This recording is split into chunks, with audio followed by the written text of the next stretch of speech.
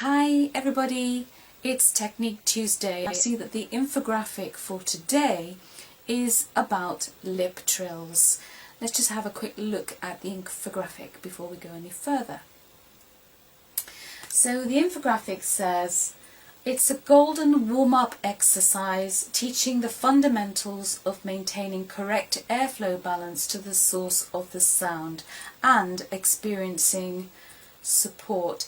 Let's just think about that, okay? Because we'll discuss this in a minute, but just think about what this technique tip is saying.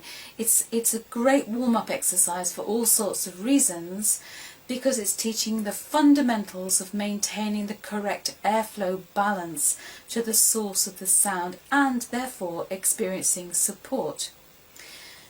Okay, so obviously I put these technique tips out there, the infographics, and I try not to make them too complicated, though there's a vast wealth of information in there. And I didn't mention in the infographic something that I have talked about with you, which is the kind of introduction and the idea around supra and subglottic pressure. All right, now we have talked about this idea of the hourglass idea, where you have, you know, that actually this is the thin part of the hourglass is where our larynx and our vocal equipment works in that sort of confined space, if you like. All right, you've got the lungs below and you've got your head and all the resonance and the allowing the sound out. But the magic happens in here. And if you imagine your little vocal folds in the middle, a bit like reeds, two reeds of blades of grass, which you blow between and you can get a sound. It's a bit like that very basic idea. In order to produce that sound, you have to have just the right amount of balance between the supra and subglottic pressure. The kind of balances itself around the vocal folds above and below to produce just the right amount of, well, you guessed it, air pressure really, to be able to create the next thing, which is the onset of sound. So Liptrills, what do? Believe you me, it is not about the lips.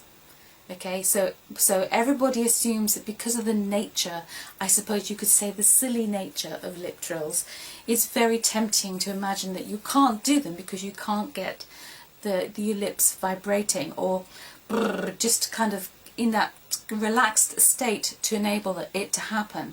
I mean, sometimes they are more tricky for some people because of, say, physiological reasons.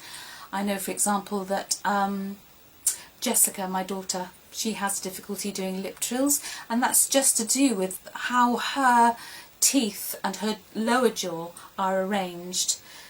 Rolling R's, I'm not quite sure if she can do those as well. I'm not so great with rolling R's because I have a problem with my tongue being attached to the bottom of my mouth with a piece of skin. I don't know what that's called, should do, shouldn't I? It's too far forward, so I can't actually stick my tongue out very far. So rolling R's becomes very difficult. But Liptrills, the exercise is not to do with what you're doing with your lips. They are, I suppose it's kind of like this. You're making the sound and you're kind of aware of the air passing. And it's actually the release of the air from that moment.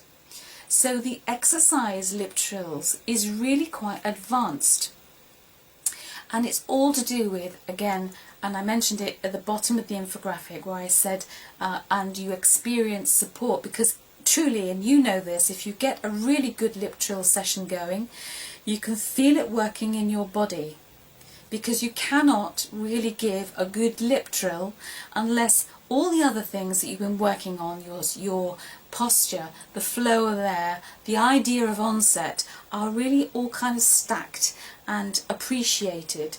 So it's quite sophisticated, the Liptrill, and often done incorrectly. So let's just ponder on that for a moment. When you're doing your Liptrills on your own, it is not about the blast of air. It is not about forcing the sound out. It is about that delicate moment when you manage to get everything all ready to go at the right moment, and out comes this lovely lip trill.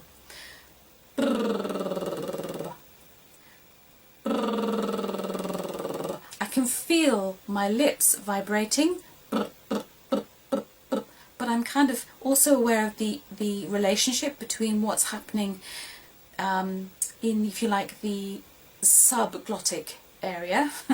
I'm aware of what's happening there, but very much I know that I can't do lip trilling unless I get absolutely ready.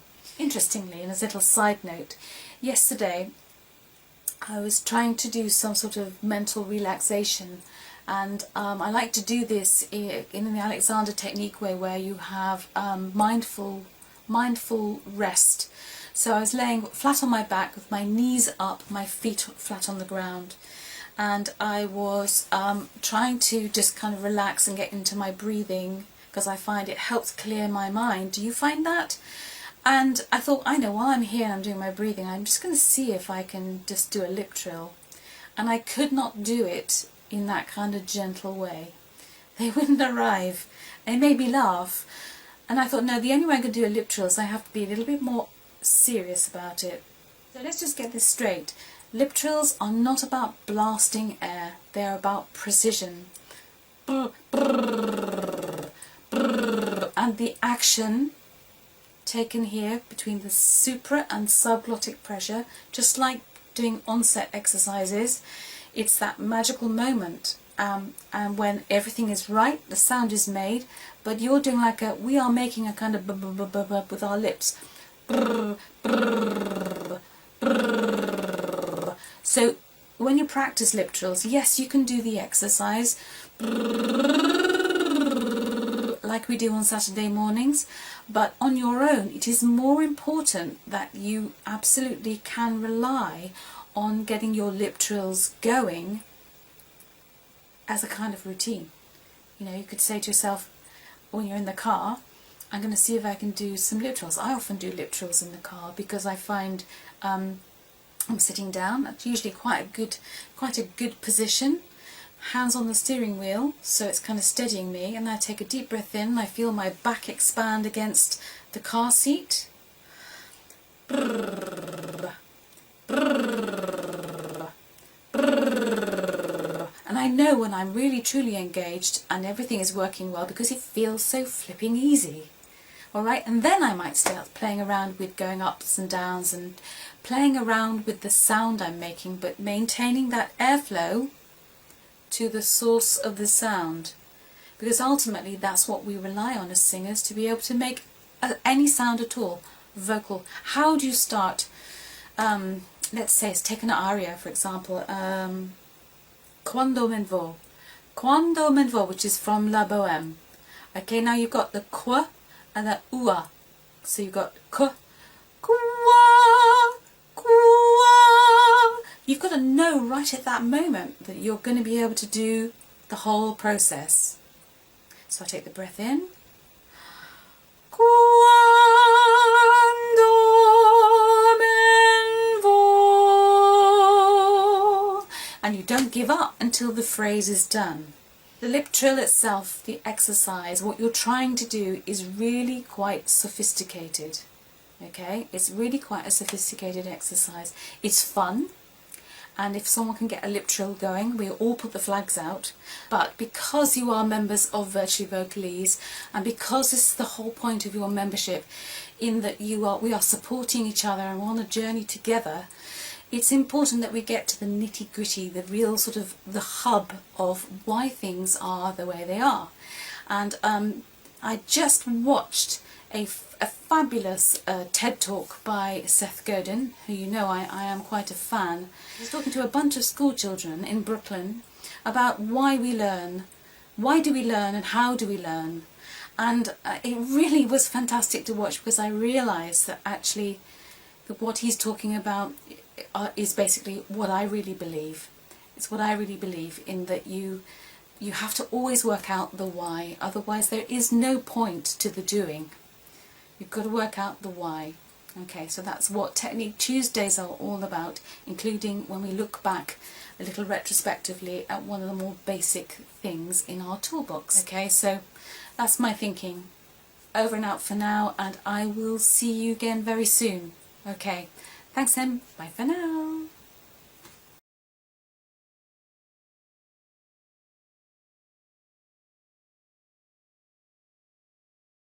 This is a bite-sized look at a little bit of vocal technique, the tools that you need in your singing toolbox. Now we've got about 10 minutes just to kind of take a look at these 5 basic tools for your toolbox. And last week we looked at Liptrills.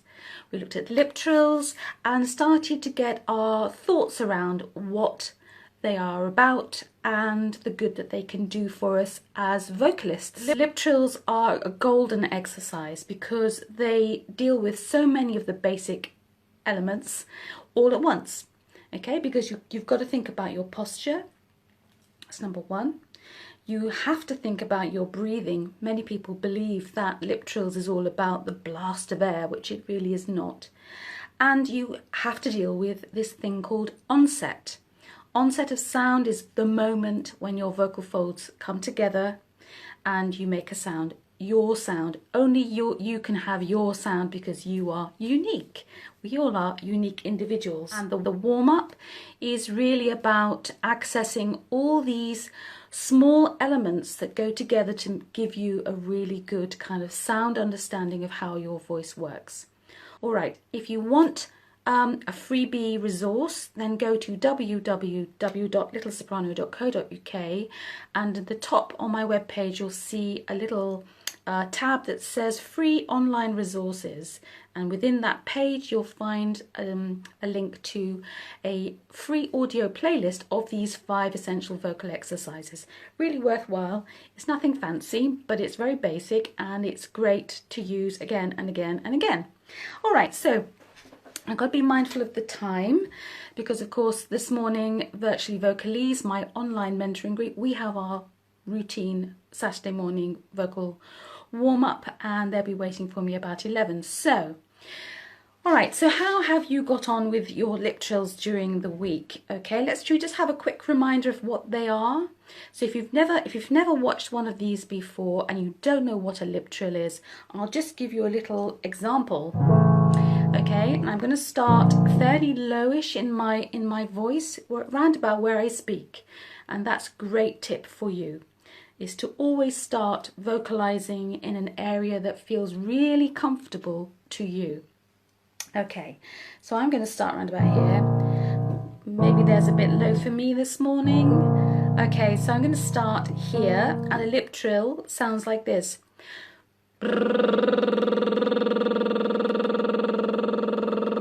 That's a lip trill, but the exercise we were looking at last week was this.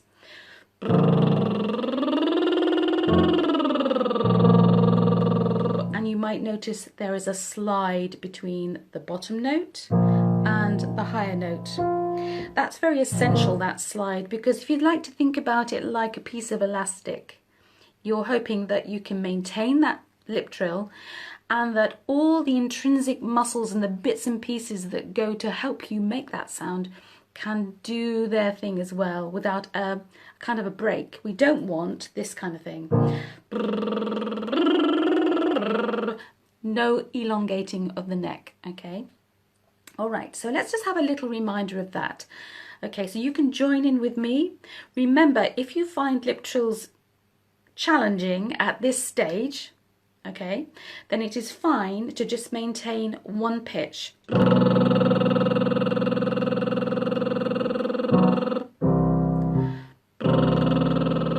Okay, all right, so let's just have a little go. If you do get lots of vibrations, see me rubbing my nose, that's great, because it means you are literally getting vibrations, which is good, all good. All right, this is a nice gentle warm-up. So we'll just do a few lip trills to remind ourselves of what we did last week. Okay, so just with a little bit of thought about how you're sitting or standing. All right, I won't say too much at the moment, but just to see how you're sitting or standing. All right, here we go. A breath goes in now. Here we go. And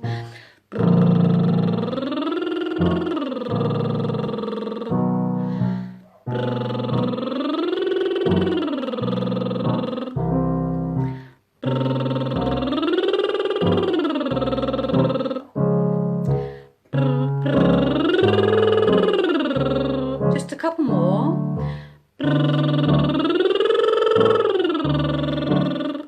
A few more.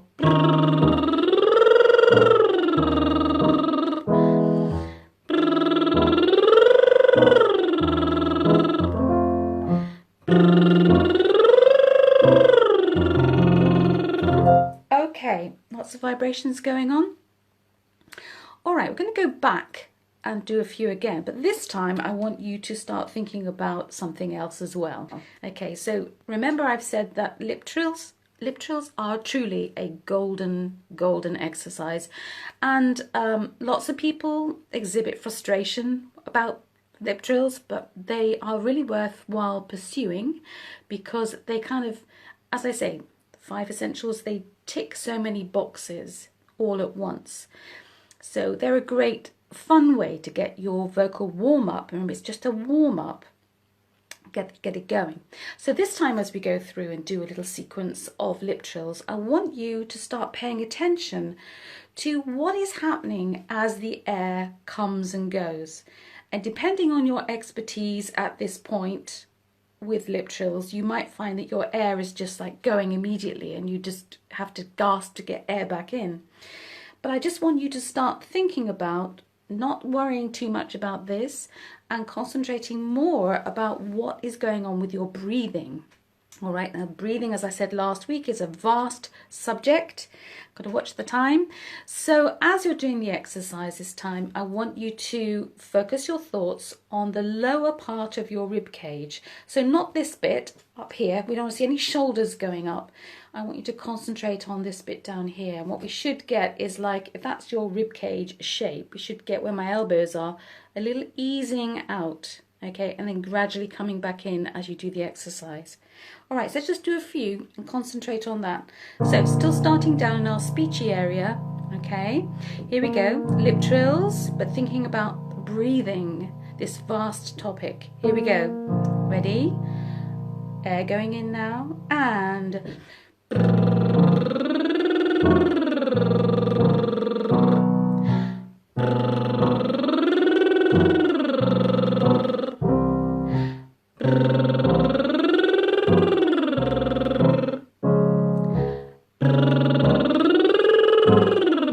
just a couple more. Think about the breathing.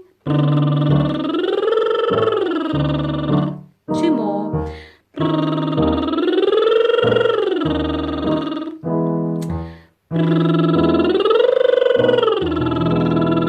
Okay, now, it doesn't matter if you weren't terribly aware of what was going on with your breathing, but let's just pause now to start thinking about what is actually going on. Whatever your ideas are about breathing, it is not about having huge volumes of air in your lungs and hanging on to it. It is all about how we use the air we've got. Simple exercise coming up for you now that you can practice during the week, and it's very straightforward. You don't have to actually vocalize anything, but I want you to think about how you allow the air in. You're not putting the air in, you are simply opening your mouth as if you've got a big surprise. And you can feel the air go in, and of course your lungs, they have no option, they will expand. Your diaphragm will automatically drop, and then what happens is, as the air is coming out, it gradually comes back to its normal resting position. This is the diaphragm, and it sits just underneath your rib cage. So a good exercise to start getting used to, just being mindful of my time because I get carried away, is to kind of get used to the whole idea of allowing the air in and then exhaling it with a tss. And just to make sure that you understand what that is, it's almost like a pressure cooker kind of tss. Or if you imagine a rubber ring and you take the stopper out, that initial kind of burst of air that comes out. It's not forced per se, but it's got a strength to it. And the idea of the exercise is that you maintain that for as long as you can. Remember, no two people are the same. All right, so your air capacity will be individual to you. All right, so here's the exercise that you're going to practice through the week. Okay, and remember, you can always download that audio playlist. Go to my website and look for free online resources. And you can get all of these 5 exercises that you can practice in your own time during the week. So here's the exercise. Okay, so you've got to practice thinking about how you're sitting or standing. All right, no tension. And then, first of all, you do hold air out. So you've got nothing left. And then you just allow the air in. And then